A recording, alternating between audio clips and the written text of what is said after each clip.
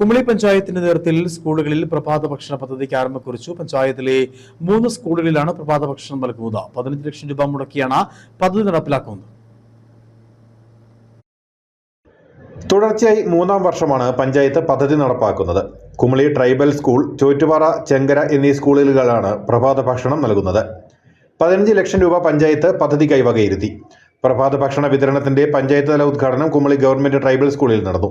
Panchayat vice president KM Siddique അധ്യക്ഷത വഹിച്ച യോഗം പഞ്ചായത്ത് പ്രസിഡന്റ് ഡെയ്സി സെബാസ്റ്റ്യൻ ഉദ്ഘാടനം ചെയ്തു. പാടില്ല എന്നുള്ള ഒരു ലക്ഷ്യത്തോടു കൂടിയാണ് നമ്മൾ ഇങ്ങനെ ഒരു പദ്ധതി ആവിഷ്കരിക്കുകയും ആ പദ്ധതി നമ്മൾ കുമളി പഞ്ചായത്ത് ഏറ്റെടുത്ത് 3 സ്കൂളുകളിൽ നല്ല രീതിയിൽ പ്രവർത്തനം നടത്തുകയും ചെയ്യുന്നുണ്ട്.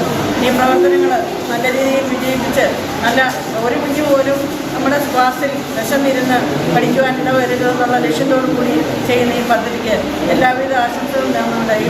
പീരുമേട് AEO M രമേശ്, കുമളി പഞ്ചായത്ത് ആരോഗ്യ വിദ്യാഭ്യാസ standing committee chairman Kabir A, വികസനകാര്യ standing committee chairperson Shanthi Shajimon, PTA president Saji VR, അധ്യാപകരായ ശ്രീലാൽ, ബിനു എന്നിവർ യോഗത്തിൽ സംസാരിച്ചു.